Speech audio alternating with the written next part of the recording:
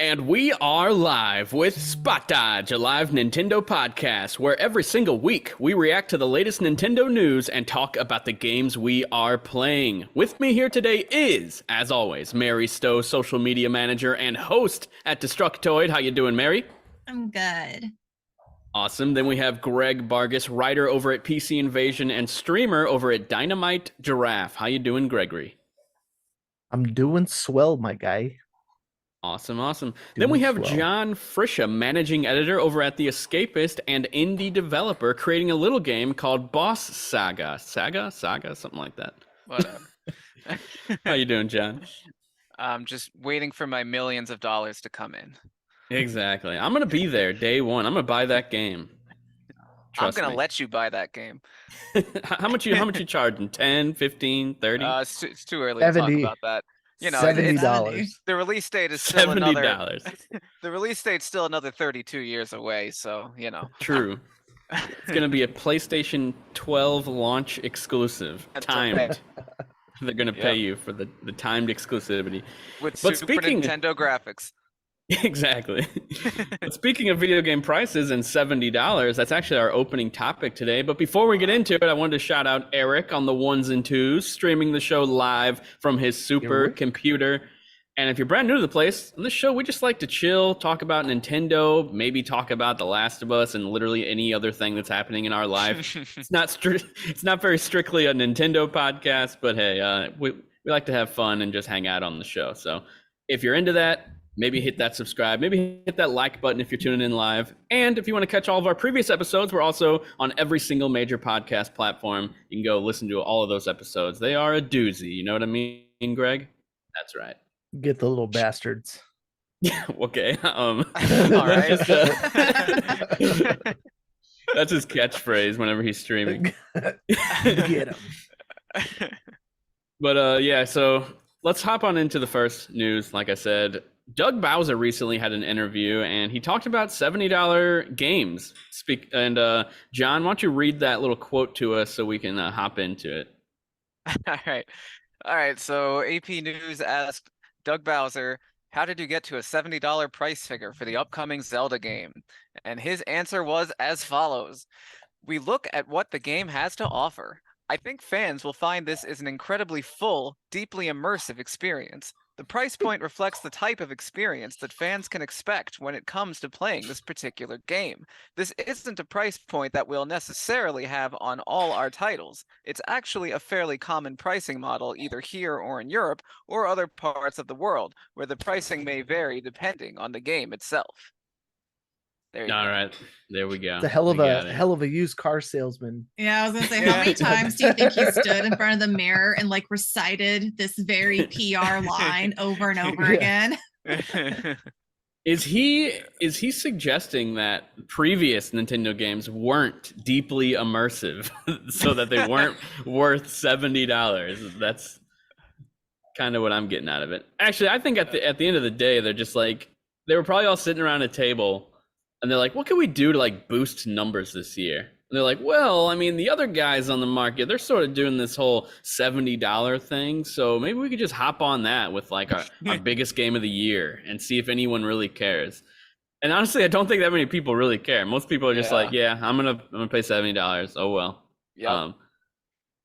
And the collector's edition, which is more than $70, so I'm already investing more in it. Exactly. So mad. I wanted that so bad. It'll come back in stock. I hope so. I keep refreshing Best Buy and checking. I mean, if you look at recent games like Metroid Dread, like the special edition sold out right away, but then when it came back. Like it did become available eventually. Yeah, same for Fire Emblem Engage. Like there was the big fuss and my big fuss over it too. And then it ended up being in stock at like other retailers. I was like, okay, so check around release date pretty much. Watch like all the notifications for like Twitter accounts and stuff. Yeah, I think I'll just order it from GameStop, cancel my order, and hope they send it for free or something. That seems to be a thing that happens to some people. I've heard of that somewhere. I don't know.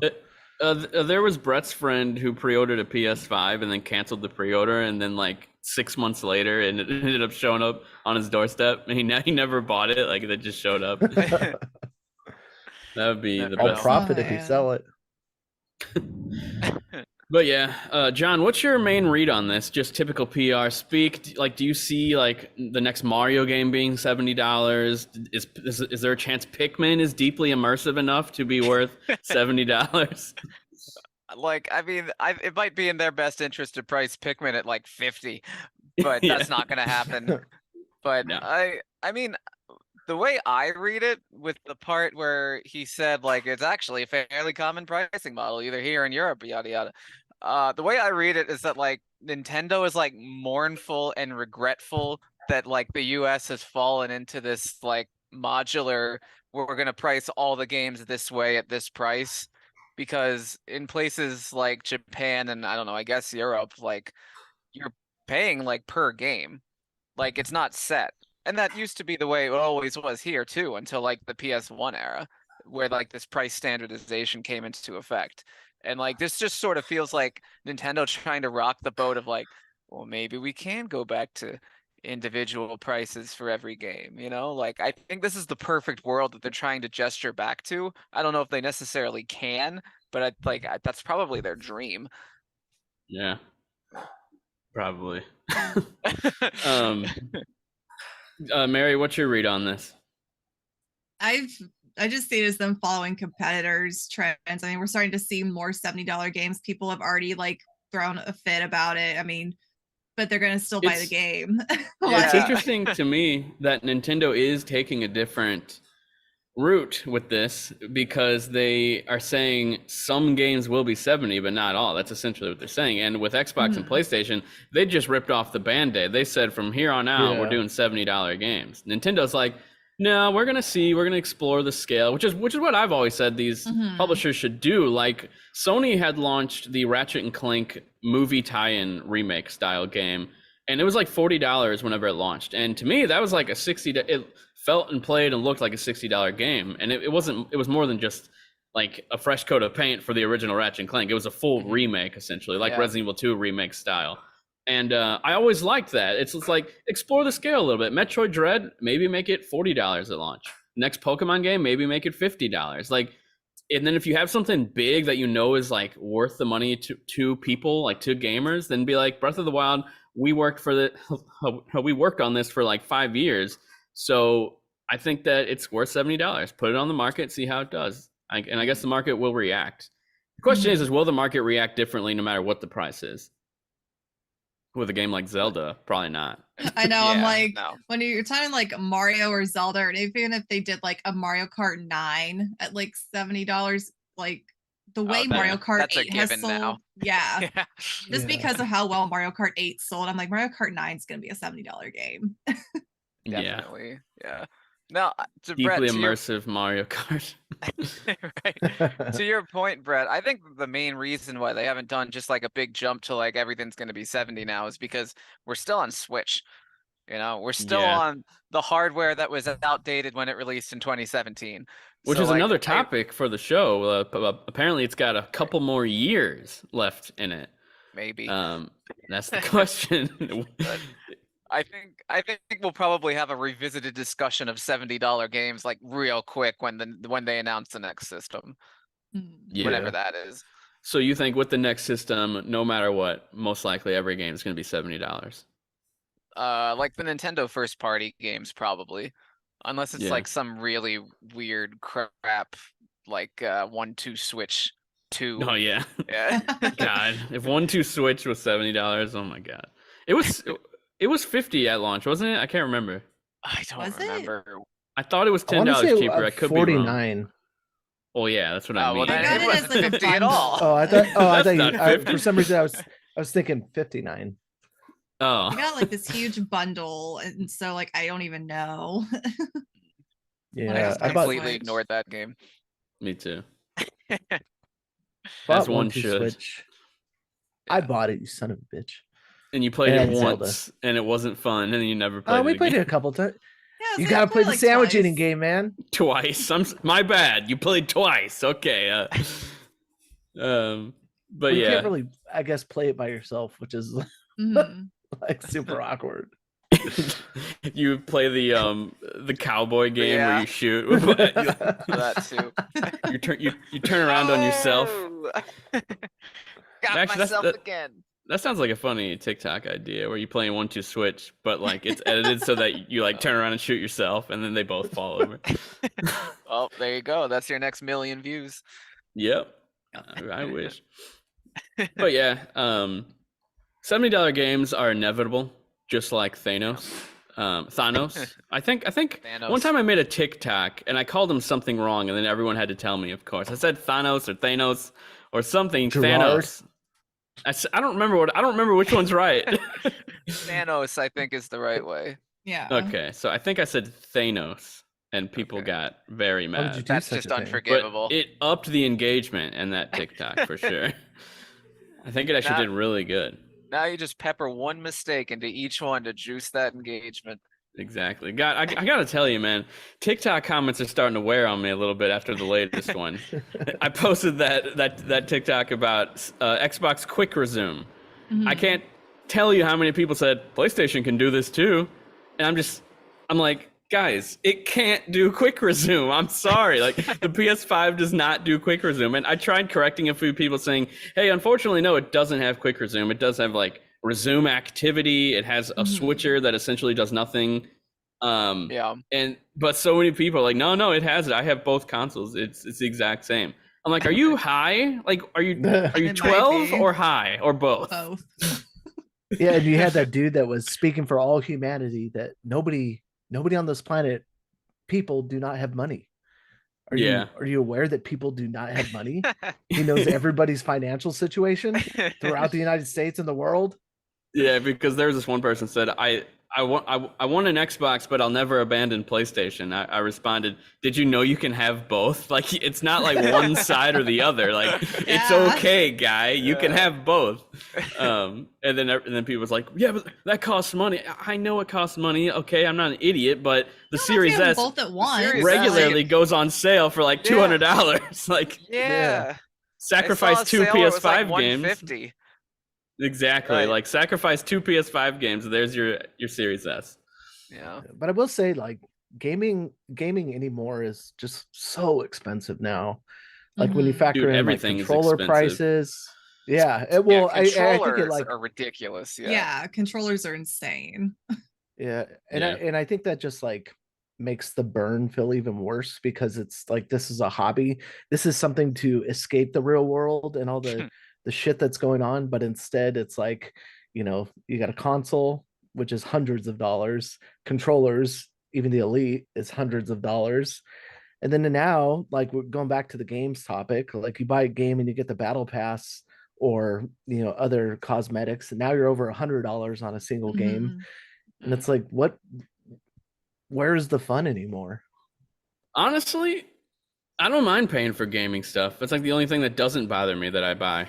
Like anything else, if I go to the store, if I go to the store and I see strawberries are now $10 because my son Cole loves strawberries, so we're buying them all the time. They used to be like freaking $4. Now they're literally up to like $10 for a small little case, and I'm like, that's what bothers me. This economy right now, like the $70 games, that's totally fine. I don't mind that, but $10 strawberries is where I draw the line.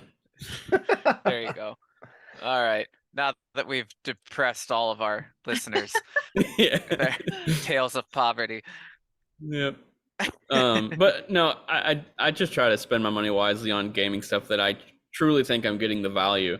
And did I just buy Resident Evil 4 for the 6th time this week on Xbox? Yes, I did, because that game is worth. It was on sale for $8. I was like, you know what? This might be worth a TikTok. I bought it on Xbox just for a TikTok, and then I kept playing, and now I'm pretty far in it. So now I have 2 recent saves on Wii U and on Xbox, and I don't know which one I'm going to continue because they're like almost in the same spot now. The Xbox thing would be cool though, to switch back and forth and play each chapter off and on with the remake and like compare and contrast. Yes. Speaking of that remake, man, it's a topic, but we're gonna save it for later. Let's get on into the second piece of news, which is the final Mario trailer. We finally got it, and it looks freaking awesome. Like, it looks awesome. Yeah. Pretty cool. I feel like, what's his name? Now his name escapes me. We talk about him all the Pratt. time. Yeah, I feel like he finally gave a little ounce of effort in his Wahoo or something. But it was like he was like before doing like a 5%er. Now this was like a 15%er. I want him at 100, and he's not even close there. I want a Wahoo, and he just refuses to do it. Maybe he gains that momentum throughout the movie, and I hope by the end he's like full Mario mode. You know, he goes from ordinary plumber to like the hero. I can see that happening. That's what I figured they were doing, but then I watched the trailers in other languages, and those same takes by the other actors, they give way more Mario, like just like insane. Like they're going all out with their wow, wahoo, like all that stuff, and Chris Pratt's not doing that. And I tried to be a Chris Pratt defender, but it's getting to a point where it's like, guy, if you're gonna be Mario, you gotta act like Mario. Come on, yeah, dial it up a bit. Like that other trailer where at the end he did the Wahoo, like on the cart. It was so low effort. It's like Wahoo, and that was it. It sounded like a sad Mario. Oh my gosh. One who's being I don't know. Like I don't know. I've genuinely like just not thought about the voices much at all. Like I don't care about their voices that much. I'm just kind of more interested in the story itself, and like I think that's pretty promising. Like, I will say, this last trailer, like, I don't know, maybe I've gone like numb to the trailers at this point because like the second trailer revealed just so much right away. But like I felt like this last trailer didn't really reveal much more. Maybe just because there isn't much left to reveal. Like they revealed Fire Flower Donkey Kong, which is pretty awesome actually. Oh yeah. And the Luma talking about the hilarious sweet release of death. Oh yeah, that was great. I made that the headline at the Escapist. But yeah, that was great. Yeah, like I don't know. Like it's a very well made trailer. It's just like I'm kind of played out on trailers. I just want to see this movie. Yeah, how soon is it again? I'm forgetting. April 5th. The 5th, dude. Yeah. The 5th. Wow. Moved up. Wednesday. Getting pretty close. 2 weeks from now. I mean, almost 3 probably. Yeah. 3 weeks realized I could not tell you a single thing that happened in that trailer except the Luma. Like I was like, that's it. Right. Nothing stuck with me except the Luma and Fire Flower Donkey Kong. Well, I was immediately trying to clip it because I was like, I have to put this on Twitter.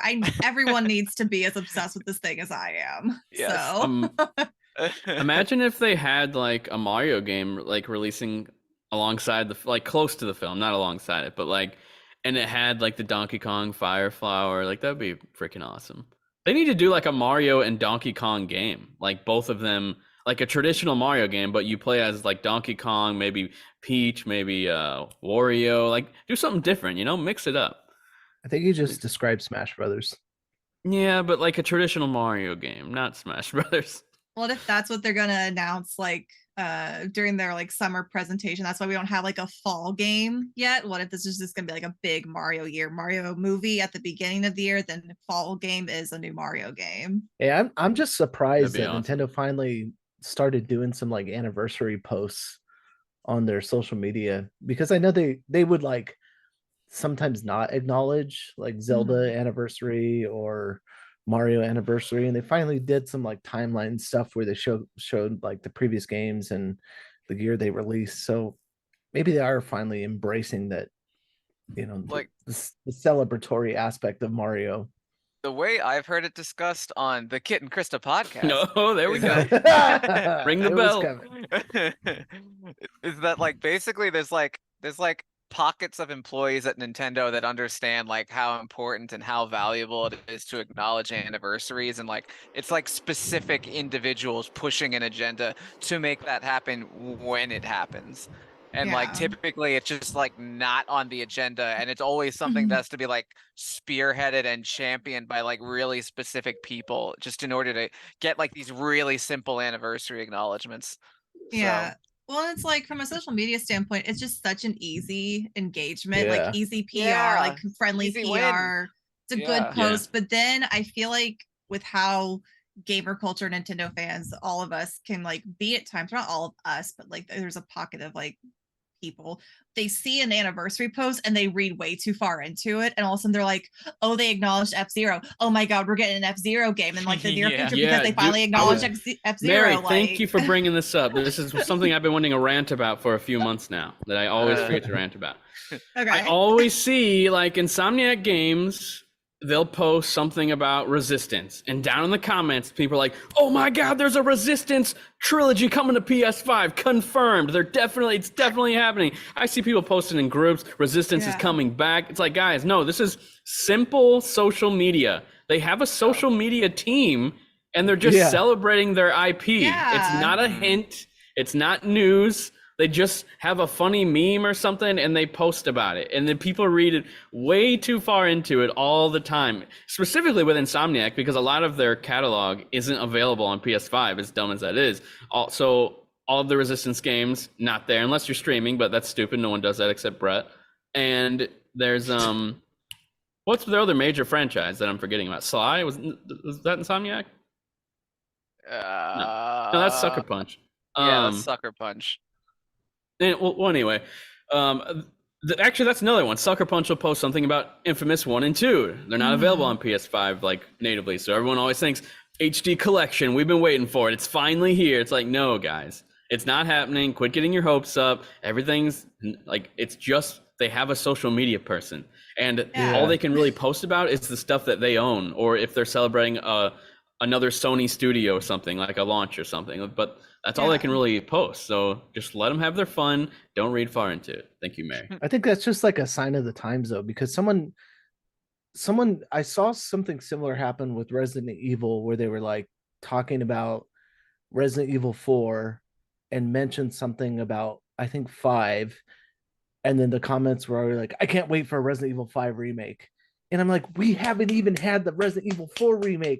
Like, what the fuck are you talking about? Yeah, like, where are you getting this idea that like that's one I am curious about, though. I'm curious if like shut up. Resident Evil 5 does that need to happen? I mean, I love Resident Evil 5, but it still plays and looks visually even like very modern. Yeah, like way more than Resident Evil 4 looks, like visually. So that's one I am curious about. I think it'd be awesome if they made it look better, but I don't want them to like change a bunch of shit like they are with Resident Evil 4 remake. I want it to be that same exact experience. I think maybe flesh out Sheva more. Sorry, what? I think Resident Evil 5 gets to a point where like, so like the first 3 Resident Evils, obviously they're old, so like there's a degree of sense in remaking them. 4 still feels very modern, but but like I guess you can be like, well, everybody loves it, so we're gonna remake it. 5 is where you hit the point where it's like, it's not that old, it's not that loved. Look at it. It's on screen. It looks beautiful. It's a great looking game. Yep. Like, and what are you gonna do when you get to 6? Exactly. That would be the ultimate. I mean, honestly, 6 might be the only one that it does make sense to remake, since so many people didn't like it. Or maybe like somehow streamline it to make it less weird. It was a weird one. I like 6, but again, like on my Switch, I got visually, it looks really good still. 6 does. It's like one of the best looking 360 games probably. But also, I think the point right now they're at is you do 4, then you do Code Veronica, go back, then you do 1. They already had Resident Evil 1 remake, the old remake, but now we need a modern remake of that. I think that would be, and then you just end it there, because 5's good, 6. I mean, leave it alone. Just keep making new ones or spin-offs. Bring back Revelations. They'll remake the remakes. Yeah, exactly. They'll go the Sony route. We have developed this immersive, deeply remake. Immersive. It'll be $90. Oh my This is stop. The only thing they actually remake is the price. Yeah. With this new version, you'll actually be paying $90 instead of $70. We've modernized the pricing to account for inflation. The list of changes include a brand new trophy list. That's all. Hey, I might buy it. You scoundrel. If it was The Last of Us, I would have to, because I've platinumed it 3 times. So even if they did another version and had a new trophy list, I gotta platinum it. But I would probably wait for a sale. Yeah, where we It's at? just insane to me too, because like I remember we were talking about some of the comments that came through on a video that you did about like, and we talked about it briefly about people wanting and needing to play the most recent games that come out. And it's like I don't even know what a modern gamer looks like anymore. And I'm sure companies are struggling to identify what that is anymore. Especially with low completion rates and percentages for games like Elden Ring. Like, are they just playing it to like talk about it and not finish it? Is it like, are people really spending $70 or $60, whatever the price is, and just like not completing it just so they can play it for a little while and play the next thing that comes out? Dude, the completion rating of games is baffling. It like if you look at the trophies and it like even when it's not even a game on a service, like if it's a brand new like third-party game on PlayStation 6 months after it came out, if you look at how many people played it, like if you know the sales numbers, because they usually announce that kind of stuff, and you look at how many people played it, and then like such a high percent would not get past like the second chapter of whatever the game is. Like they just play it. I'm assuming they post about it on social media. Their job's done, then they stop playing it for the rest of their life. I feel like that's how a lot of people are, but I don't know. But a lot of these games have extremely low completion ratings, which is why it's so crazy that Elden Ring, a game that's not accessible, extremely hard, has just like a super like open, it doesn't tell you anything gameplay format. It has like one of the highest platinum trophy completion ratings of all time, and it's sold freaking Elden Ring, and it sold like what 30 million or something crazy like that. Like was it 20 million? I don't remember, but that's insane. That's how you know a game like literally stuck with people. Like to have a high completion rating and platinum rating, that's not just beating the game, that's doing like almost everything you can in the game, and that being an extremely high number for a game like that is just so impressive, especially when you see a game like a Telltale game where you literally just have to complete it and you get all the trophies, and like 10% of the people got all the trophies, and then and like a game like that. Yeah. Anyway, what are we talking about? We're talking about Mario. We can move on to I don't know where we're at. Somewhere.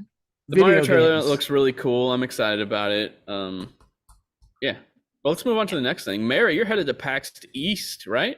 Yeah, next week. Nintendo will be there. Are you excited? It seems like Zelda's not going to be there. So, what are you thinking it's going to be? I'm curious to see what they're gonna have. Like just the people in their little red outfits. They're just gonna be there. Giant red booth with just hello. This is the Nintendo booth. You're gonna there see are no games Smash here. Ultimate, Mario Kart 8, and 1-2 Switch, baby. 1-2 Switch. There we go. Oh my gosh, I don't know. Like I wasn't really getting my hopes high on like Tears of the Kingdom being there to begin with, just because of how secretive Nintendo has been in like the marketing and like what they're showing like in these very brief trailers that we have gotten. I was like, I don't think they're gonna give us anything or give the public at least anything to play, because they want everyone to experience this game for themselves. And I think they did confirm like that Zelda's not going to be there, period, which I'm like, can we at least have like the fancy Link statue? I just want to see that statue in person. Like it looks really nice. Oh yeah, wasn't that at what was that at? Was it at, I don't like a was it in Florida? Japanese, like Japan game show, or maybe it's Tokyo Game Show. I think so. It wasn't that long ago, but I was like, ooh, like that'd be cool, to see there. So maybe that's the only Tears of the Kingdom thing we'll see is the fancy Link statue. Hopefully you'll get to see Doug Trouser in person. Maybe. I don't know. Does he posted go to like PAX events? I think he'll probably, I'm sure he'll be there like behind closed doors, but he was the one that posted all those awful like shot pictures from, I think it was Tokyo Game Show. They were just like the most like, oh yeah, dad photos you can take.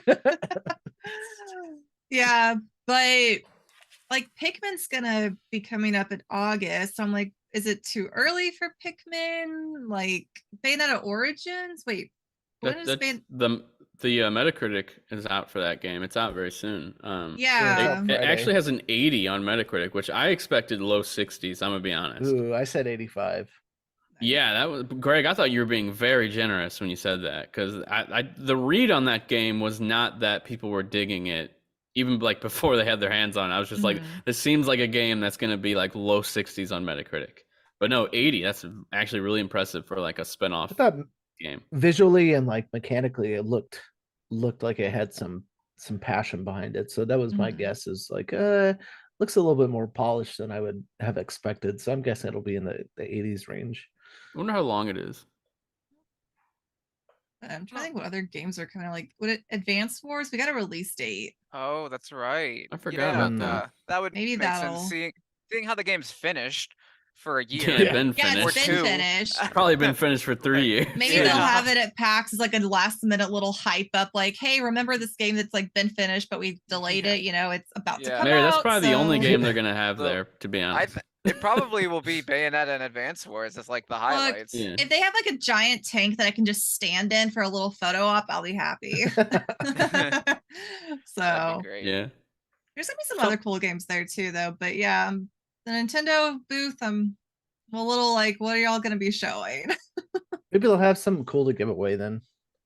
Maybe. Yeah. Especially like before the Mario movie comes out, that could be something cool to Ooh, give away, like Mario popcorn bucket or something. I don't know, or just like a poster even.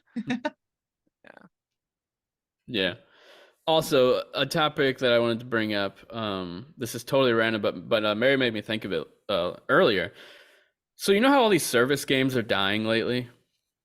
all of them. And like every single one of them is trying to like captivate an audience and like keep people satiated and keep people like sticking around and playing and buying stuff.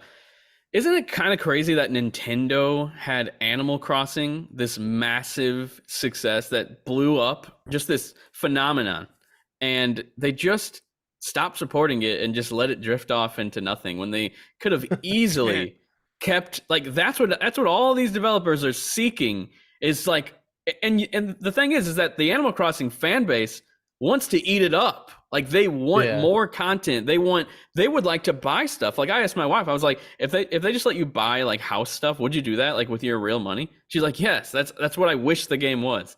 I'm like, okay. But don't they still support the mobile version? Yeah, but that's stupid. Exactly. No one cares about that. It's not stupid, right? I'm gonna throw hands with you. It's awful. It's not even a real Animal Crossing game. It's so a pocket camp. Anyway, are you talking about like when we were having this conversation earlier? It made me think about like, you know, I don't know if y'all, how deep into Animal Crossing y'all were when it came out, but like there was actual like, show up to my island, give me like 500 Nook Mile tickets, turn up like exchanges. Like there was like this whole like underground black market of like Nook Mile tickets. I'm like, can you imagine how much money Nintendo would have made if they did microtransactions for Nook Mile we're tickets? We're not saying microtransactions are a good thing. No, but like if they offered it, I would probably buy some. I'm not gonna lie. People were paying each other real world money for Nook Mile tickets. Like people were actually paying each other cash. I mean, the thing is that all these companies are trying to like create their own metaverse. And you might remember that there were organizations, companies, fundraisers, all being done during COVID in Animal Crossing, and Nintendo actually had to come in and be like, no, we're not okay with that. You shouldn't do that in our game. It's not what it's meant for. That's like something that like any other company would die for. And all these developers are trying to like find a fan base that will just stick around and keep playing. And Nintendo had it in the palm of their hand. It could have been Nintendo's first mega successful live service game, not just mega successful game. They've had a dozen of those in the past like 6 years or something. But a service game where you constantly have people playing and wanting to come back, spending money. I feel like they could have done it. I mean, I wouldn't doubt it if maybe the next Animal Crossing game is free to play. They're probably just like, nah, we're gonna screw them later with the $70 price point. No, but Pocket Camp's not a real Animal Crossing game. It's stupid. But free to play, technically. I remember my wife was like doing this like thing where she got like was on like these boards online where you would have to get like a private invite to somebody's island. And like, yeah. And I was like, what are you doing? She's like, I'm researching prices. And I'm like, what is going on right now? No, I had a turnip calculator. Like someone made that's an actual like some finance math guru actually made a calculator that was pretty good at predicting your turnip price trends. And like you would input like what was it the previous week, you know, like oh my god, what was like it was. I played There's a lot whole of Animal Crossing. underground system. I'm telling you, like, yeah, that could all be Nintendo. Nintendo could do all of that on their end and just profit off of it even more. They could still sell the game a la carte and then also have all these microtransactions that are completely optional. I'm just saying, like, I don't like microtransactions. I would never buy them, but they exist in a lot of games that are still $60, $70. So I think that they're missing out. Man. I know for a fact my wife would have spent hundreds of dollars on microtransactions if she was able to, but she actually ended up stop playing because she wants to have instant gratification and not work for things, and that's how a lot of people are. So they just want to spend money, and they can't, because I mean, Animal Crossing is kind of like a second life where you're working. It gets work. That's what Animal Crossing is. You're working pretty much. That's the gameplay. So if you can alleviate that and get rid of it and just pay money, that a lot of people would do it. I'm telling you. But yeah, I just thought it was funny because it's like the perfect service game model, a game like that, and Nintendo just like, we'll just stop supporting it. We'll just work on the next one. I'm assuming that's what they're doing.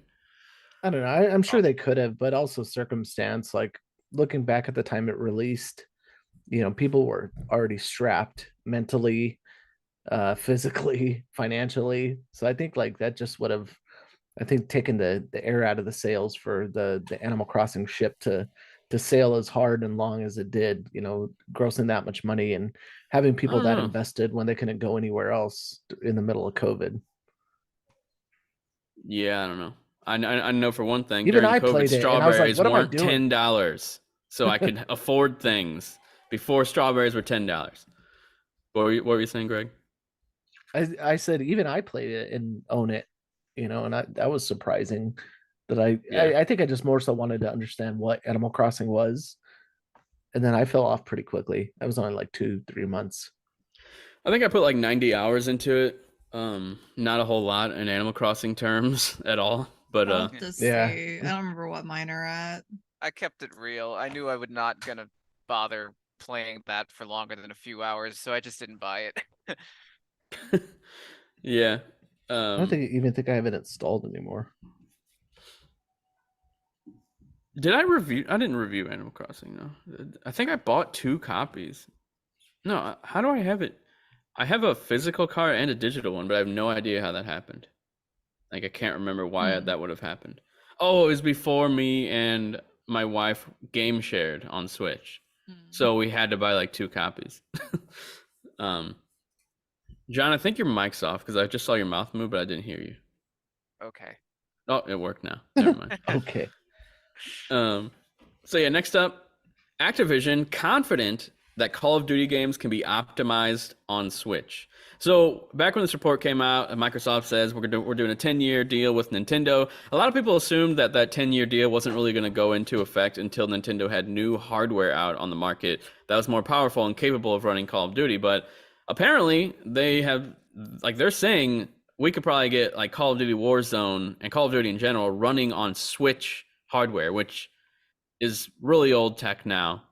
They do say that it's been like optimized for like low-end PCs, but I don't know. I can't even picture the newest Call of Duty. Like maybe Warzone, if it's because Warzone doesn't look as graphically good as like the main games, but like Warzone pared back and have like no trees or anything. Nothing in it. Yeah, just like open ground and guys across the field. Then that's Warzone on Switch. Honestly, I don't see it. I think it's possible because they did do like Call of Duty on Wii whenever like they were on like 360 and PS3. But still, I mean, it's probably going to take a hit, you would think. Mary, thoughts on this? I'm not super confident that it's gonna run or look as good as they think it is, but yeah, if they're confident, I'll try to be optimistic with them. But and I see that like, yeah, just thinking about like modern Call of Duty games on a Switch, I'm like, I love the Switch. I try not to talk bad about games that can or can't run, but I don't think Call of Duty is one of them. I mean, like, I don't think I've ever played Call of Duty like ever. I don't remember, but I don't think I've ever touched the series. But like, I can't imagine there's anything so mechanically complex about it that the mechanics themselves can't be translated to Switch. Like, if they just really water down the graphics, like do you think they have to do like 30 frames? That would be horrible in a first-person shooter. But dude, what is going on with my camera? Yeah, probably. Greg's like entered some sort of hellscape. He's back. I don't know what happened. It was weird. You entered a hellscape, but you became one with out. Darkness. Yeah, they did have Apex on Switch, as Eric said in the chat, but according to Greg, it runs like butt. Yeah, I played it. Total it was train awful. wreck. The draw distance, the textures, the anti-aliasing, everything really blurry. about it is. That's the problem. Yeah. It has to be at like some very, very low resolution, and even then it like, I think the issue with it mostly is like the text boxes and stuff. Like nothing's readable in it. Everything's, and then they changed the sizing for some things, but it's just a really very poorly done port. It was 512p at 30 frames. Jesus Christ. Yeah, come on. Well, man. it was 2023. It was a 720 docked, so that's better than the 512 in handheld. I mean, I guess, but still, 30 frames in a first-person shooter is like, even I think that's crazy. Like, it's just weird playing a first-person shooter at that frame rate. I don't. Yeah, it's hard to play. Like, John, I'm telling you, if you were to play like Killzone, those games were at 30 frames on PS3. And I played that, and I'm like, holy crap. And then if you went from that to playing like a Call of Duty game, I'm telling you would notice a difference. In first person, specifically. Here's the thing, though. We've had this conversation before. Like, I think until like a few years ago, I don't think I ever had a TV in my life that was like even refreshing to get 60 frames in the first place. So that's why I like never had any idea like what the difference was between 30 and 60. So I'm just used to things being 30. Yeah. That's crazy. I'm just like, I don't see a difference, and then I get yelled at by Brett for anytime someone says that, all I think is the Anchorman gif where he just goes, I don't believe you, and then he just like starts like messing with his stuff. I don't know. I've just grown so accustomed to 165 in most games that like I can tell the difference now. But even just getting, like, I dropped Halo down to 120 because it was having technical issues. And even that seemed weird to me, but I finally adjusted. But going back to 60 is playable, but 30 is like it's a slideshow. In a first-person shooter, it's the most noticeable. Like, dude, but Greg, I was gonna make fun of you because I was like, he doesn't notice the difference between like 60 and 120. But I was playing 120 in Halo Infinite on my monitor, and then I was like, now I'm gonna go back to 60. And I did note, like, my eyes, they got used to the buttery smooth 120, that when I went back to 60, I was like, wow, this looks actually not nearly as like fluid. Like, it looks kind of slideshowy. Then I went down to 30, and oh my God, I don't know how anyone could play a first person shooter at 30. Especially mildly competitively too, where if you're playing where you're trying to kill somebody who Halo's has like better the only internet, game better that monitor. I am competitive in. But yeah, gotta go pro soon, man. Build our team. I can't just go pro. I can't just choose. I'm gonna go pro. You can. Just commit. I'll just call myself. Yeah, I'm actually a pro Halo player. I mean, who's gonna not believe that? It's kind of specific when you think about it. Like, it's not like I'm saying Call of Duty or anything. Halo is kind of like more niche. So if I was just to meet someone and be like, yeah, I play Halo competitively like a pro, I think I could lie. Your bank account. Next time we go to E3, just start saying that when we're there. Yeah, I'm start telling people. So pro Halo player. Yeah, no big deal. They'd be really impressed. Screw with them. Be like, I'm a pro No Man's Sky player. Yeah, make 150,000 a year.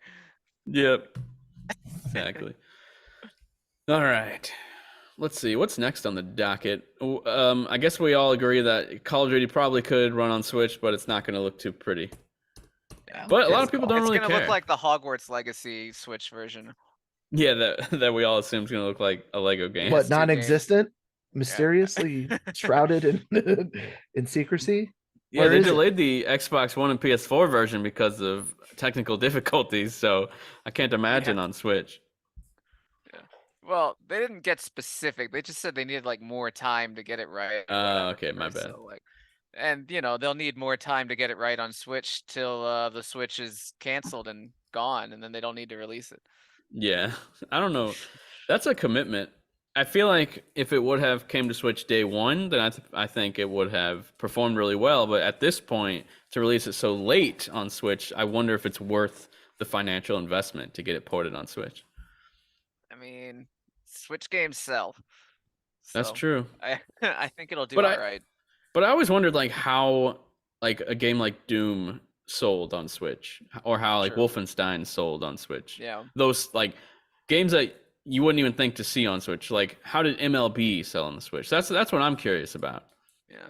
Yeah. I don't know. I guess I'll never know. Yeah.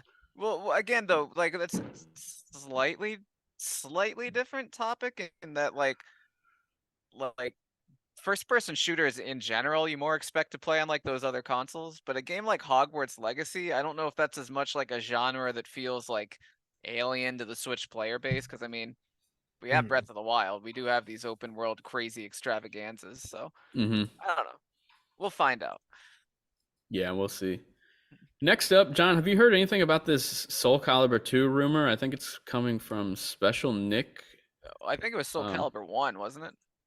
Oh, I'm seeing 2 with Link. The GameCube oh wait, a remaster included. I don't know. I should have looked into it more, but remaster of the original Soul Calibur, but the website you're looking at for no good reason used Soul Calibur 2. Oh, weird. Really weird. Okay, so Special Nick from Xbox Era. I think I actually listened to him kind of recently on a podcast, and he was, I don't know for sure, but it sounds like he has a decent track record. He did explain some of the times where he was wrong and also when he was right. I don't know fully what to believe, but he seems like a decent source. So I mean, this would be cool, but I do wish it was Soul Calibur 2. That's the one that I played a ton of. Right. Yeah, I never played this one, but there's a lot of fighting games I haven't played. I just remember that Soul Calibur was considered like one of the all-timers when it came out, like one of like the great games of all time. Yeah, ever. Like I think it has one of the highest ratings on Metacritic, doesn't it? Yeah, apparently it's like 98. Yeah, like insane. So, and it's funny, like this was a Dreamcast game. Yeah, no one cared. Yeah. No one cared until they put it on other platforms. Yeah. Well, I think even did the original come to other platforms?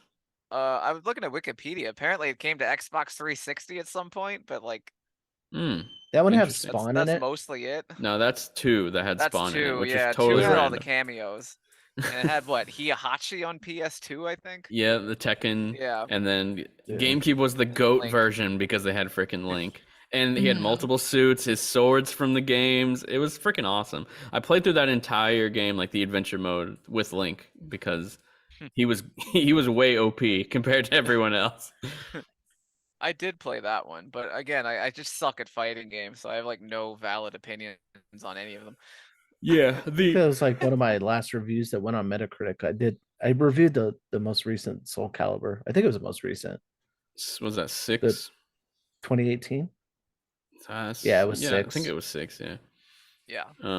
I ended up only really playing 2 because I liked that Link was in it, and I was mad whenever 3 was actually, if I believe this correctly, I was pissed because I was a Nintendo fanboy. I had a GameCube, and 3 launched exclusively on PS2. I don't think it ever came to GameCube, which pissed me off, guys. Like, I loved Soul Calibur 2, I'm telling you. And I don't think it ever, it might have came later. In arcade, that's all.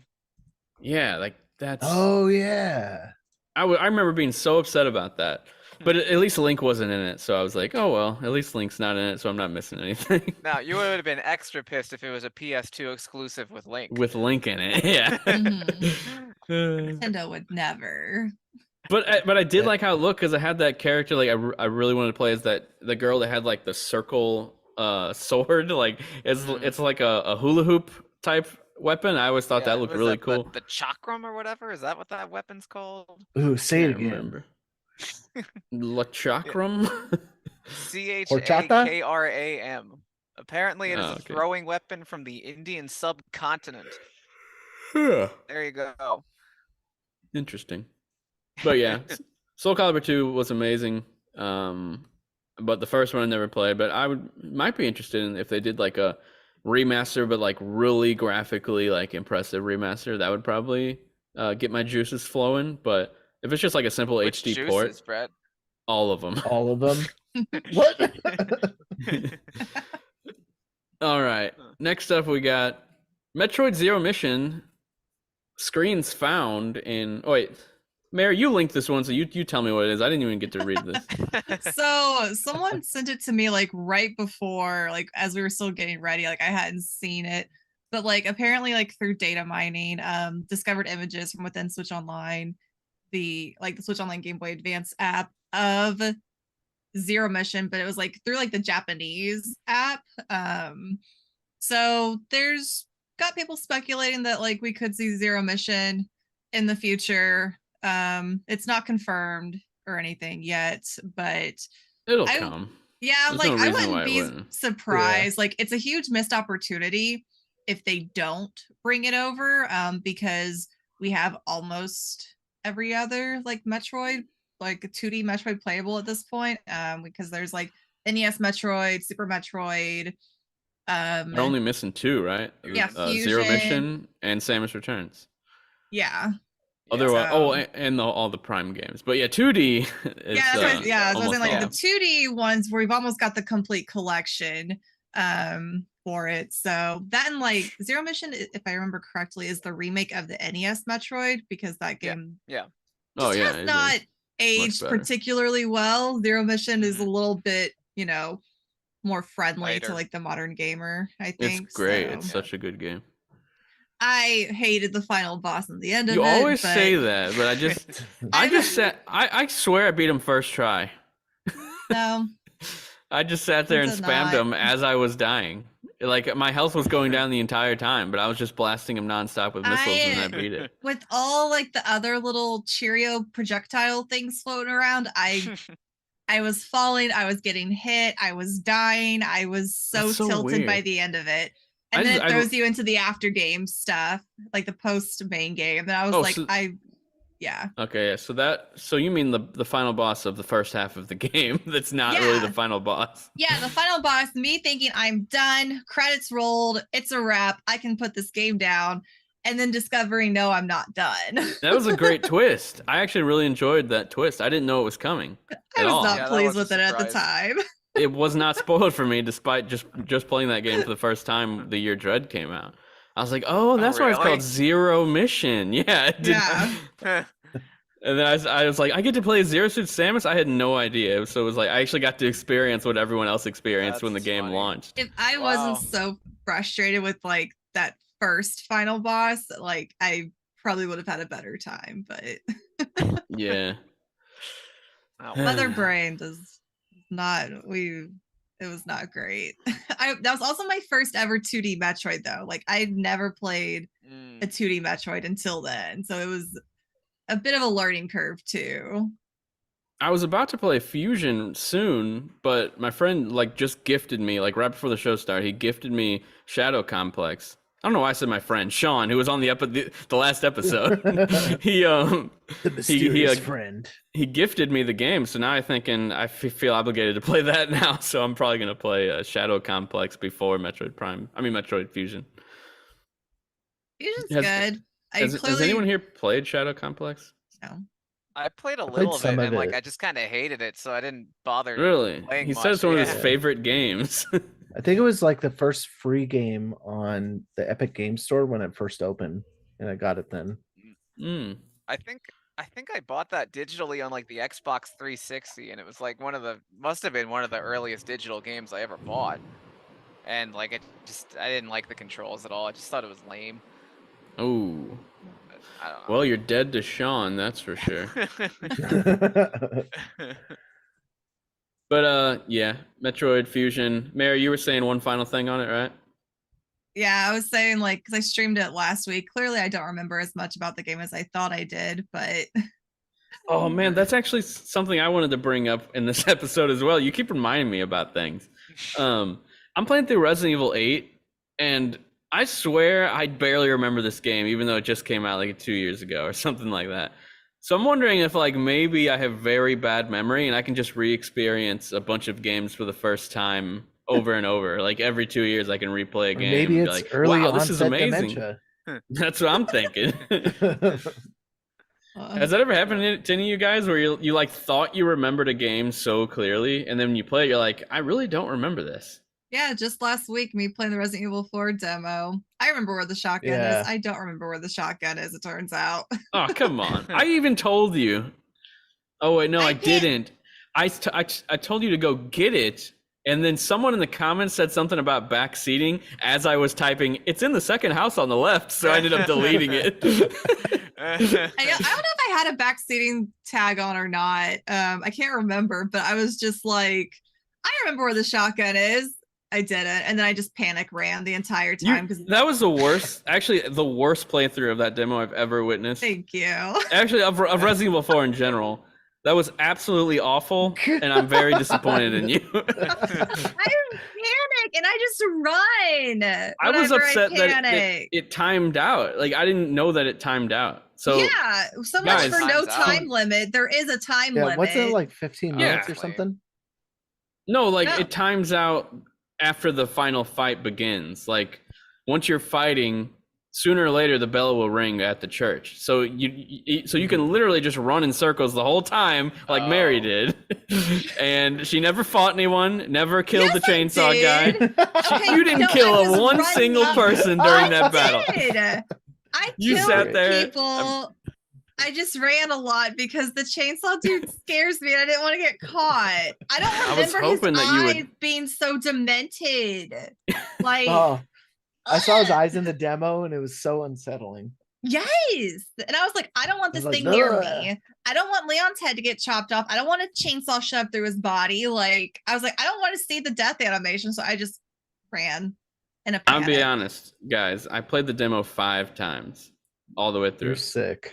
And I had to. Well, the last one was because I found out how to get the TMP, like the machine gun, because it's like a secret, and it's actually a really cool secret that they did. If you drop everything in your inventory before you go into the town and fight everyone, you can run past everyone, and then this door will be open that isn't open if you have anything in your inventory. That you can drop down into like a bunker and go to the back in like a cave. And that's where the TMP is. It's a secret gun in the demo, and you can just devour with it, which I thought was awesome. Yeah. Huh. I didn't know it was available. I think Tyler popped into my chat and mentioned that, and I was like, "What? I didn't know that." That's Mary, cool. all I know is Easter eggs in the demo. You better kill that chainsaw guy in the full game. Like you get some nice money from it. You need to face your fears and kill that bastard. I think I did in the original one.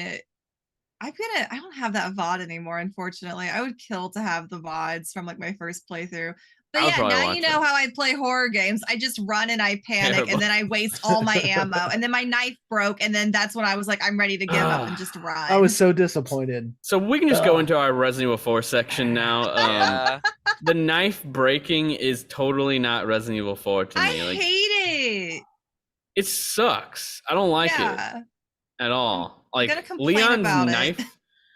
Like when me and my friends used to get together and pretend play Resident Evil 4 together in real life, where we'd pretend to be Chris and Leon, we'd have these knives, and I'm not even joking. We'd pretend play Resident Evil in real life. We were like high schoolers. Yeah, real knives. Oh my god. And we're these high schoolers playing outside, playing Leon and Chris, and we would always like toss knives around because of the Krauser fight, where like they're doing this crazy stuff. And we always thought it was so cool that Leon had like a specific knife that he always had the entire game. And this just straight up, and the design of his knife was cool too. Like I always wanted it. And then this, he just has knives that break. It's like so much less cool. I hate it. And it makes no sense because Resident Evil 8 now that I'm playing it again, I'm seeing even more, especially in third person, that Resident Evil 8 is a true spiritual successor to Resident Evil 4. He has a knife the whole time. You can use it to open things like pots and stuff like you do in Resident Evil 4 in the original. And it never breaks. You can hit enemies with it. It's perfect. And then they just decided, you know what? We're gonna have breakable knives in Resident Evil 4 remake, where the knife was just iconic, just like everything in Resident Evil 4. So I was shooting people, and then I was like, oh yeah, I have only a little bit of ammo left. And I went to pull out my knife, and it was broken. And I was like, what? And I was like, the first thing that popped into my head was, what about like all the people that want to do knife only runs?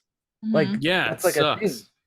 And then I was like, this is stupid. Like, I was like, oh, at least I can slug it out with my knife. And then immediately when I opened it, I was like, it's not there. I was like, oh, this is where I die, I guess.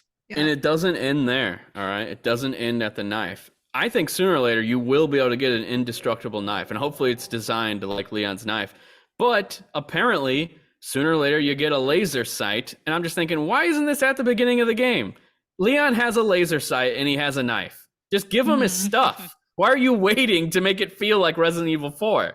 Let it feel like Resident Evil 4 at the beginning. So I don't know. I don't know. That knife, I was gonna say that knife. I was like, that knife carried me so hard, and like my first playthrough of this game, because like, and like I allowed like a little bit of backseating my first playthrough, just because like I was very new to like Resident Evil, like the mechanics, how it played, how like those games play in general. And some people were just like, remember, like, use your knife, because I was just wasting ammo. I was like, I panic shoot, I waste ammo, and like if I got into the habit of like, okay, I can just take this guy out with my knife, I'll save my ammo for whatever's gonna come like later, and now I can't do that. I was dependent on it, and I want it back. There's the Krauser knife fight that's now all like in real time and not like a cutscene. Kind of bothers me, but at least they had that jump on top of them. That's exactly like how the original is. Did you hear my dog just make that very strange noise? Yeah. Also has opinions. It's like he used to be human and he was trying to communicate with you. Yeah. He's talking about the original Resident Evil 4 and how this one's just not fully doing it for him. No, but the demo is really good. But guys, more complaints. I'm sorry, but does Leon feel kind of drunk when you're running with him? Like he feels like he's stumbling the whole time, especially when there's lots of people around and you're like trying to maneuver through crowds and through the house. And going from playing the remake to the original, it's gonna sound crazy, but the original I feel like controls better than the remake.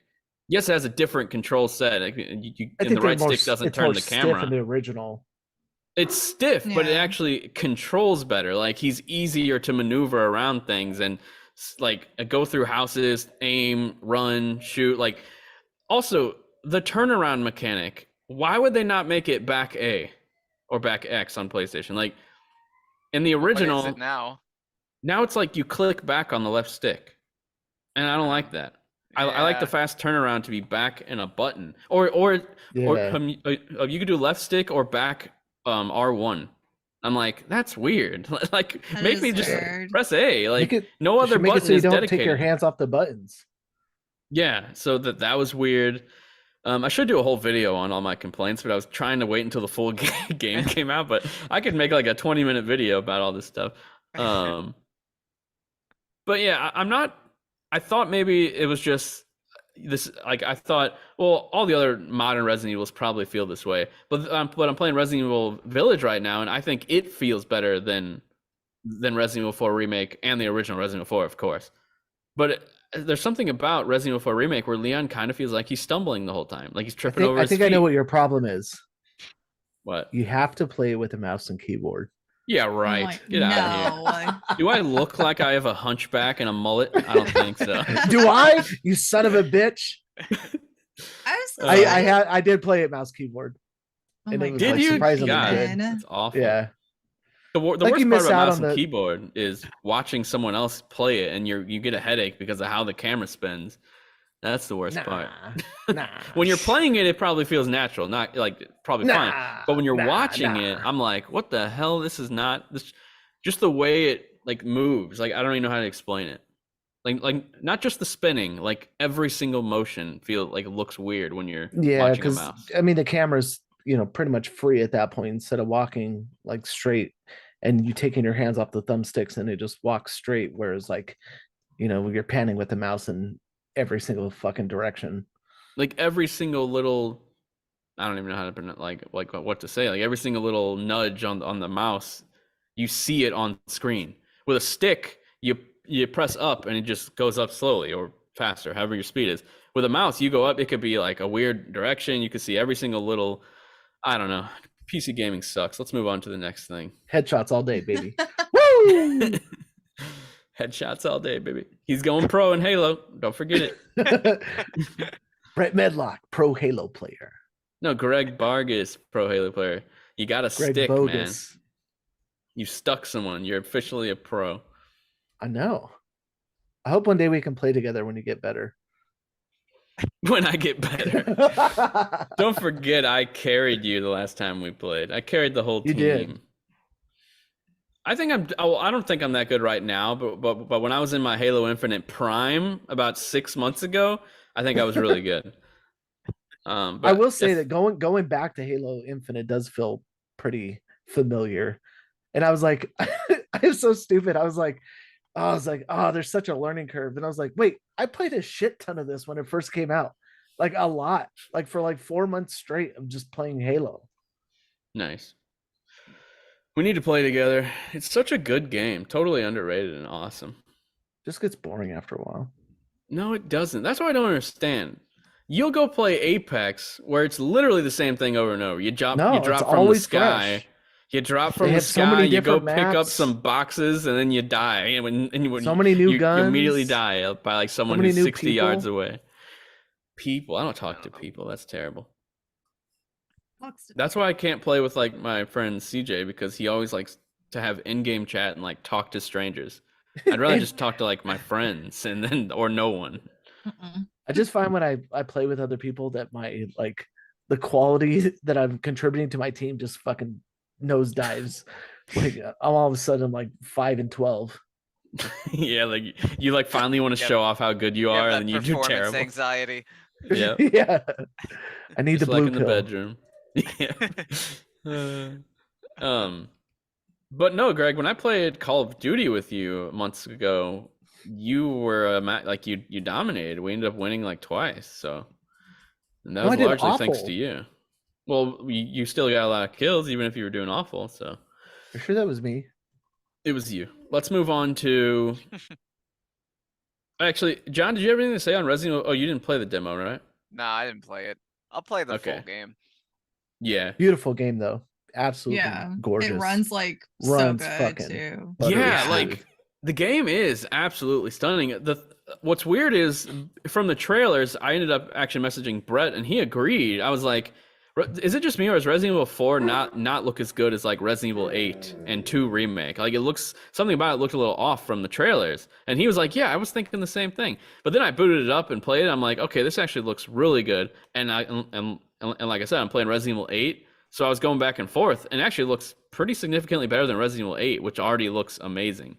So awesome. Yeah, Capcom, they're just firing on all cylinders. Can we just appreciate Capcom's Resident Evil love in the past 5-6 years now? Since 2017, they gave us Resident Evil 7 plus the story DLC and a bunch of other stuff that are like little mini stories. Resident Evil 2 remake, Resident Evil 3 remake, Resident Evil 8, and again with story DLC. And that story DLC is actually pretty significant. It's like a 3.5 hour game basically. And then now Resident Evil 4 remake, all in the span of 6 years. And the Netflix that's like series 5 and the AAA movies. Game. Oh yeah, on top, just cherry on top. Terrible movie and a canceled Netflix series. God, could you imagine if they were firing literally on all cylinders with like Resident Evil Entertainment? Like if the movie was actually good, if the TV show was actually good. But no, they were much praise without all the continuity, man. You're surprising me. Yeah, Resident Evil continuity doesn't make any sense anymore at all, like one bit. Also, they're now using the game's character models in the CG. Like there's a new CG movie announced. Did you see that, Greg? No. What? Yeah, a brand new one, and Jill's gonna be in it, and it's her game model from Resident Evil 2 remake. Or no, Claire. Was it Claire or Jill? I don't remember. One of them. I think It's all everybody. Blair. Chris and Leon are in it. Well, anyway, they're using their games looks and their new voices, which is strange because in the CG movies before, they weren't matching like stuff like one-to-one like that. So now there finally is something of continuity when it comes to the movies and games. But yeah, I just think it's, I mean, Resident Evil continuity doesn't make any sense at all. When you really look into it, most people don't care. No, I don't care at all.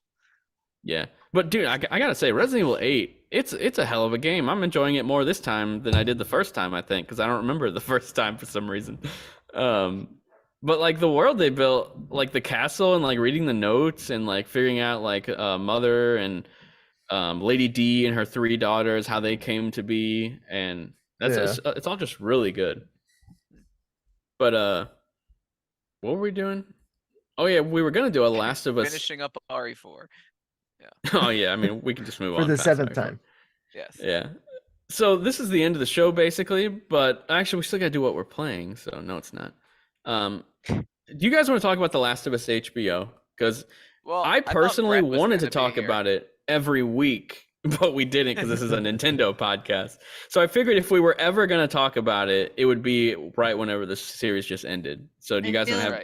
I was going to say, I feel like Brett would be mad that he's left out, though. Yeah. I mean, he decided to spend time with his family. That's his fault. How dare. Can you believe that guy? We could save it for next week. It's, I mean, as long as we don't... I mean, I don't know. It'll give people time to catch up too, in case people haven't watched it yet. Not everyone's it was just last Sunday. Yeah. So yeah, maybe we'll do I'm surprised how many people I know held off on watching it. I watched it last night. Episode. Even I watched all of it as it came out. You know? Yeah. And that doesn't seem like a very John thing to do. Right. Unless it's like Vince Gilligan, then it. You don't watch it. Yeah. Yeah. These days, yeah. It's not Dragon Ball the Breakers, you know, like it's not demanding my attention. If it's not Vince Gilligan or Star Wars Andor, John doesn't want to have anything to do with it. That's correct. Yes. Get that shit out of here. So yeah, I guess we'll save it for Brett. He better be here next week. We could just do like a post-mortem of the show next week. Yeah. Exactly. So stay tuned, loyal listeners. Give us time to really think on the events that happened, you know? There you go. And that and the awful acting from Bella Ramsey. I'm just kidding. Get out of here. He just hates this teenage girl. I thought she did good. No, she did good. There were some spots where I was like, that wasn't good, but most of it was really good.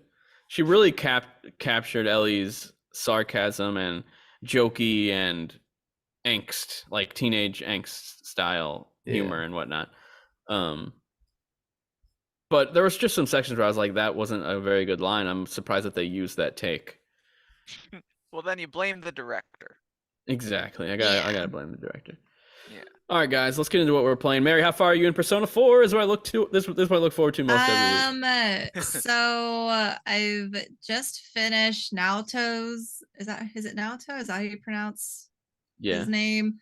I've finished that castle. I have so many thoughts and feelings on the writing in this damn game, though. Like, what's interesting is like Naoto is, like the game presents her as a girl, so it's like that. This is why Persona is so strange. Well, yeah, she's, but so a modern game would be, because her whole story, her whole arc is accepting the fact that she's a girl, right? Like that's not how. So like I just wrapped up. That's not how a modern game would do it. I haven't gotten to like talk to him until like after, like I beat the boss. It's done. I haven't got to talk to him yet. But I'm just sitting here like, did they just gaslight him into being like, no, you're not a boy, you're really a girl? Because it's a girl. Like everyone calls Naoto a girl. I don't know anyone who calls Naoto a boy. It's to be driving honest, me until crazy. But that's how the game presents it, though. I so know, it's like, but like I was sitting there, I'm like, this person is like identifying as a boy, dressing as a boy, using he, him. And this is clearly me looking at this writing with like a 2023 lens. That's what I'm saying, though. Yeah. Back then, It was like, yeah, get over it. You're not a boy. You're a girl. Like that's literally what the message is in the game. yeah. That's what the I'm message like, is. I'm just like, but the way they handled 15-year-old it. game. Yeah, this game, I looked it up because I was curious. Persona 4 came out in 2008. Persona 4 Golden came out in 2015. Like, this writing is clearly that's how things were written. That's how things were done. I know that, but it's still, they're like I said, they're like a modern lens. I'm like, it's just making me like. I was so curious what you're gonna think about this because I feel like this went over a lot of people's heads, even like 5 years ago, or like back when the game came out. Like the game is literally telling you that this person wants to be a boy, but the message is that she needs to just like accept that she's a girl. That's the I'm message. like, but that's not anyone's decision except Naoto. I know, like, but that's not how they want to do their this. decision to do what they want to do and live the life they want to. So like, I'm sitting here like, I hope Naoto tells them all to fuck off at some point. She doesn't. You're just too woke, Mary. You're I'm too woke apparently. Now for tell me Persona. if I'm remembering this correctly, she can't even get her persona until she accepts the fact that she's not a boy, right? Like that's what the story is, right? I don't know yet. Like that's how it awoken. Oh, okay, never mind. Did you just spoil the entire thing? No, I thought she was done. No, I just finished the boss in the dungeon. I haven't gotten to talk to Naoto since like after doing that, but like, yeah, like it was this whole weird thing where it was like, you know, it's like the real, like the dark version, you know, of Naoto is like, you weren't even like, why are you trying so hard to like be like this manly detective when you weren't even born that way? And then it's like the reveal of like Naoto was born a girl but has been. Did you ever truly think that like did you know that it was a boy or a girl in the beginning? Like did you think I thought it was a boy. Okay, interesting. Because I immediately was like, well, that's obviously a girl pretending to be a boy. Yeah, like the voice gave it away. Yeah, with the voice. Yeah. No, I've watched so much anime. I see so many anime characters that like their voices don't always match. Yeah, it's like you have males that are voiced by girls. You have girls that are like, it's all, there's a wide range of anime characters and styles. But it's just like, okay, like this is a boy, you know.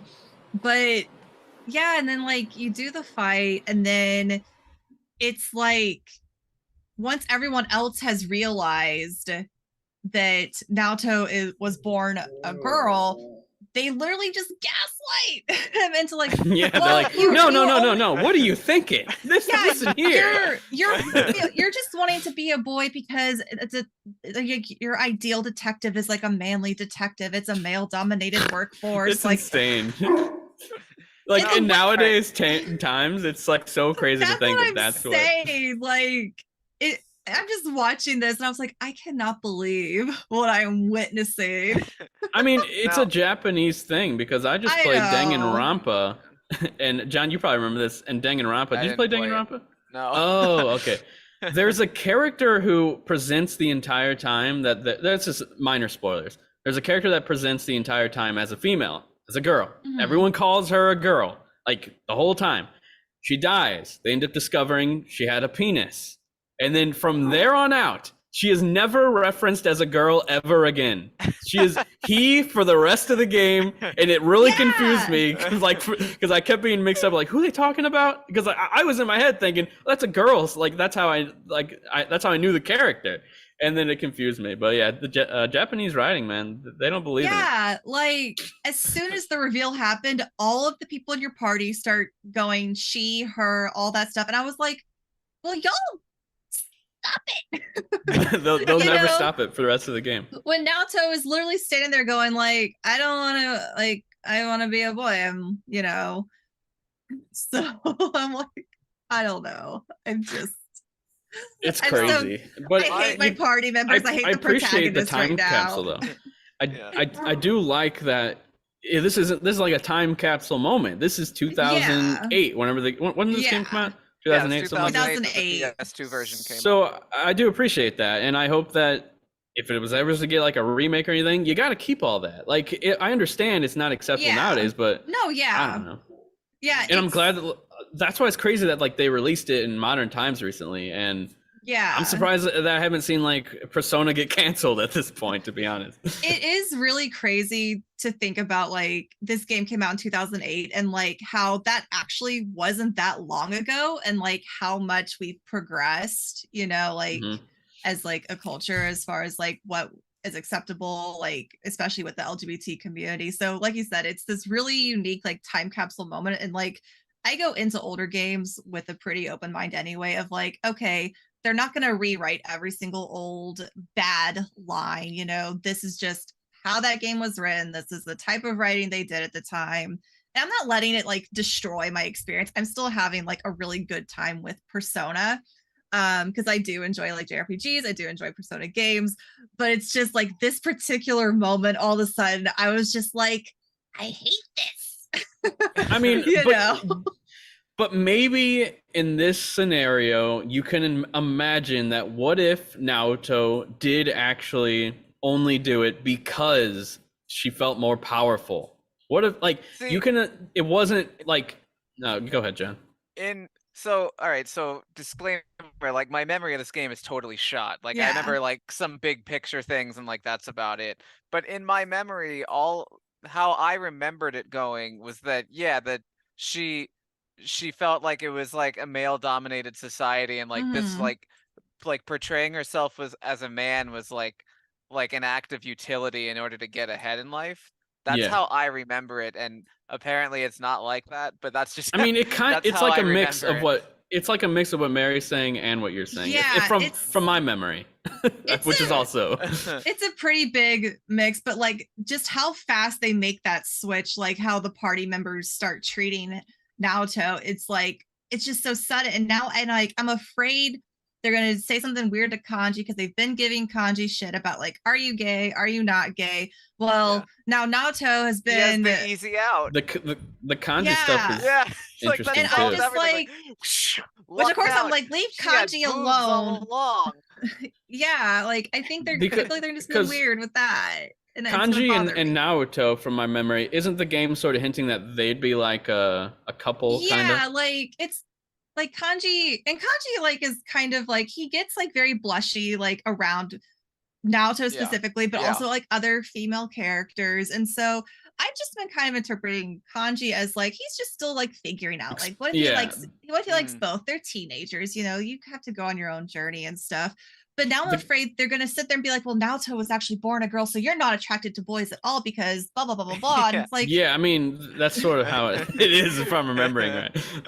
That is a very 2008 solution, though, right? Yeah. Like, oh, it turns out everyone was hetero. It's fine. Yeah, look, you guys can be together now. You're normal. She's not a boy. You're not gay. Now you can be together.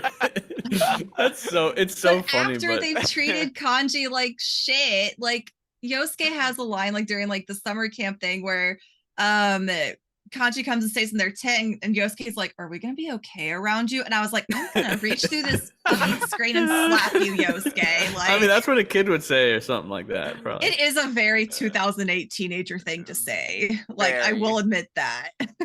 Yeah. But I was like, I'm about to smack a bunch of Japanese teenage characters in this game if they don't get their shit together. With Kanji's like whole Temple of Persona thing, like he was like, a lot of people read it differently. If you ask like Troy Baker, who voiced him, he says outright Kanji was gay.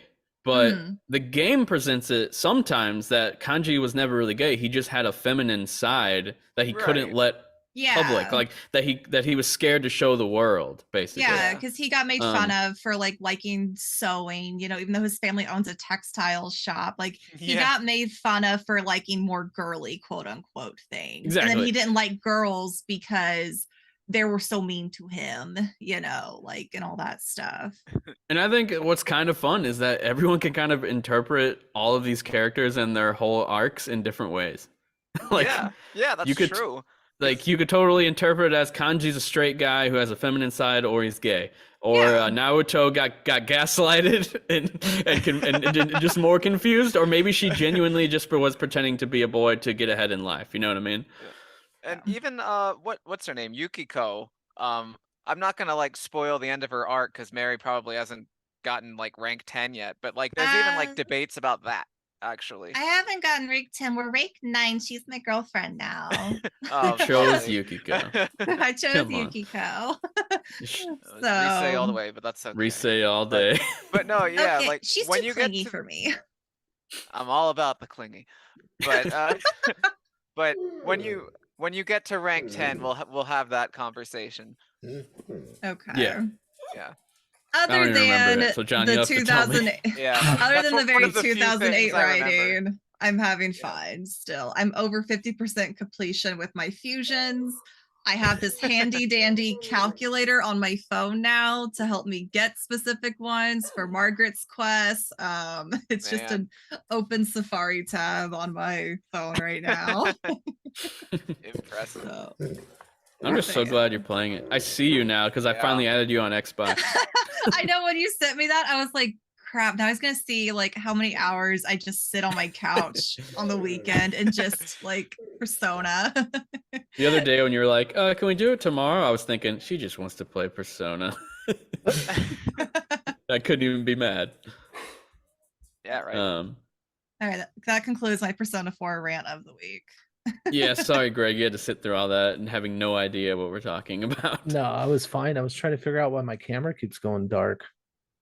Yeah, I was noticing you were going in and out. You're living Yeah. in a Yeah, it was hellscape. just so random. Mary, one more thing. Yeah. John, don't make any faces. Who do you think the murderer is?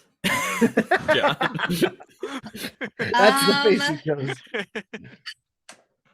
I don't know. Like I was starting to lean away from the reporter thing theory, but now I'm not sure. I know the one kid's trying to take credit for all of it, but it turns out he's just apparently, from what I know, at least just a copycat who killed a different character. NBD. I don't know. Adachi got really sus all of a sudden. I don't know why. All of a sudden I'm just like, Adachi seems weird. So maybe it's him. He's tired of being detective assistant or whatever, and is just like, I don't know. Is that like the guy, like the friend? He's like Dojima, your uncle's like assistant. Yeah. You know, he's one of the other detectives. Okay, yeah. So I was like, I don't know. I was like, maybe it's Adachi. I was like, maybe it's someone I haven't met yet. I was like, maybe it's Teddy. Teddy's creepy, by the way. Teddy. Human Teddy. That was unexpected. When I got to the point in the game where like you actually have to like, it gives you like a giant list and you have to tell the game who the person is. I couldn't piece it together. I just Googled it and I was like, Yeah. oh, that's who it was? Okay. Oh God. It's a I don't great know. story though. I have a separate rant for Teddy, but he's just creepy. I don't like him. I never use Teddy in my party. He can go away. I thought he was pretty powerful, so I think I did use him in mine. No, I refuse. But we've already gone kind of long, so Sorry. we probably shouldn't do what we're playing. I already talked about Resident Evil. Shadows of Rose Resident Evil Village DLC is actually really good. I highly recommend it. I didn't expect it to be as good as it was or as fleshed out as it is. John, next week I want to talk to you about 13 Sentinels because I'm actually pretty far into that now. And I know you love that. Mm-hmm. Greg, though, you didn't really get to talk much in this last section, so why don't you give us what you're playing? So tell us all about it, and then we'll head out. Well, I'll just keep it brief. Started playing Wolong Fallen Dynasty, but I don't know. I feel like I'm not playing the same game everybody else is. Not really enjoying the combat, not really enjoying the camera and targeting system. Parrying? Are you parrying? I am parrying. It's all about the parrying. That's what I've heard. I've gotten a little bit more comfortable with it. Just started to unlock some of the attributes, that's skill tree that you can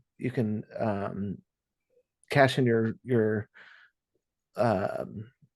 coins or whatever I forget what they're called, but you still have to go back and pick up the piles and loot, as you kill enemies. And then it's very similar to like you go back and if you rest at like a stop, all the enemies will repopulate again.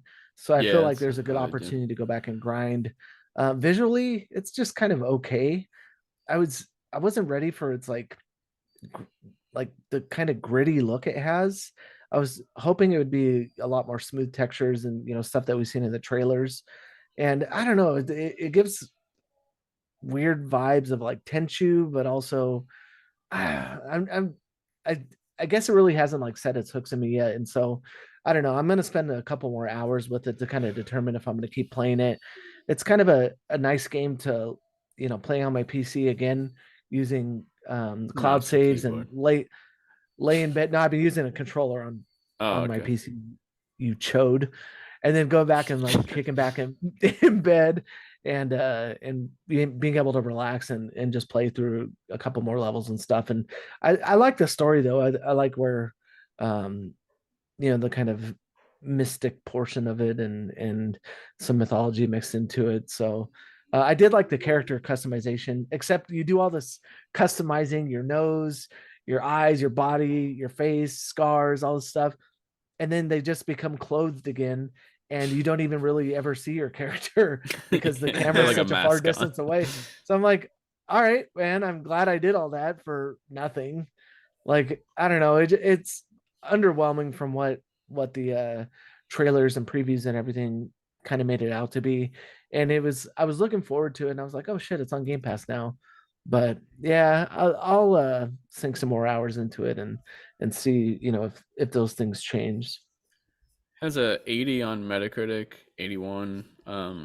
It seems to be one of those games, Wolong, where like it either like really clicks with you and you love it, or it doesn't, and that's it. Yeah. Greg, do you play a lot of Souls games ever?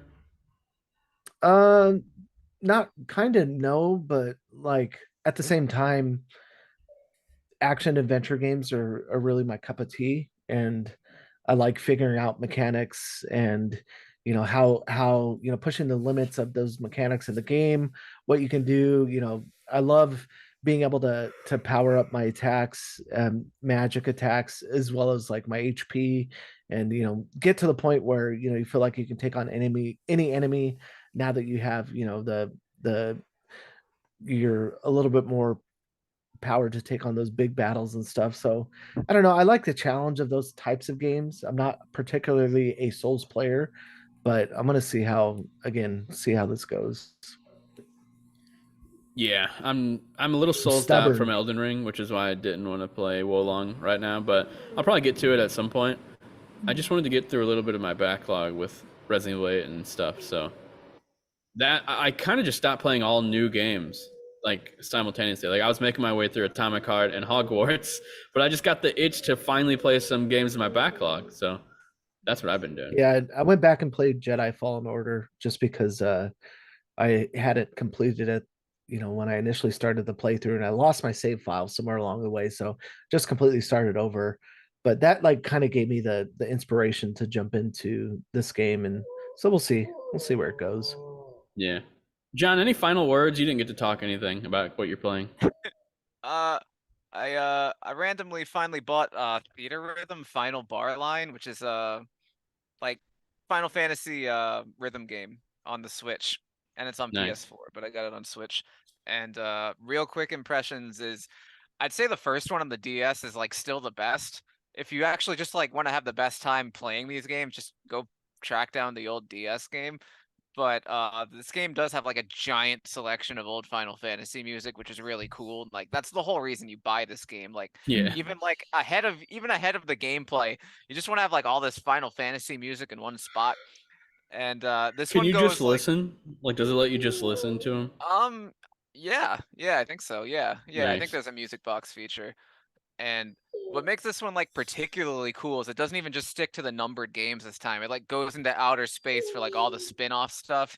And the one I'm most excited by is that, well, it has Final Fantasy Tactics, which is cool, but I'm most excited by it has Mystic Quest on the Super Nintendo, which long story short, that is not a particularly well-regarded game, but the soundtrack is like one of like the most banger rocking soundtracks in like the whole history of video games. They just like went all out. Yeah, dude, like all right, the fastest example I can give is the last time I replayed Mystic Quest, my neck got tired from like bobbing my head to the music so much during the battle theme. Yeah. It is the most rocking battle theme you could possibly imagine, and it was in a Super Nintendo game. It rules. So Theater Rhythm, this new one has 5 games from Mystic Quest, and those 5 songs make the whole game worth it to me. So Nice. that's my That's whole awesome. spiel there. Aren't the battles in the OG Mystic Quest like just really simplified? Yeah, because it was There's like literally created to introduce like Western gamers, English speaking gamers to RPGs because they were afraid we didn't have enough experience and intelligence to fully grasp RPGs. So they made Mystic Quest, but I don't know. take all the random encounters out. Yeah, complexity is dangerous. We need it as simple as humanly possible. But I still really enjoy that game. Actually, it had a lot of good ideas. Like I kind of wish it would have gotten like a sequel because it could have been really fun. But Gaming Historian episode on that's pretty good. It really there's okay, cool. I'll have to check that out. Lots of good stuff in there. Cool, but oh my god, that the soundtrack is like unreal. Like just look it up someday. Like the soundtrack is so good. Nice. Well, sounds awesome. I'll have to check out. You should like send me like the best one so I can just listen to it on YouTube. Yeah, I'll do that. I regularly spam that soundtrack to people. It's still in your search history. But yeah, this has been Spot Dodge. Thanks a lot for hanging out. If you made it this far, it really means a lot. If you joined the stream late, we're a Nintendo podcast where we talk about Nintendo, usually at the front of the show, the first half, and then we just sort of get into whatever we want, like what we're playing, what we're watching, just our lives in general. We're all from different websites under the same network, gamers, so we're constantly talking to each other and just really good friends with all you guys now, which is really cool. Yeah. But thanks, and yeah, please leave us a review on iTunes and Spotify. We need more of those, please. We really do need more. 5 stars. Can I have some more? Can I have some more? All right, thanks a lot for watching. We'll talk to you guys later. Goodbye. Bye. Such an elegant conclusion. Goodbye. Good day. I bid you good day. My dogs always know whenever I'm saying goodbye, they start barking.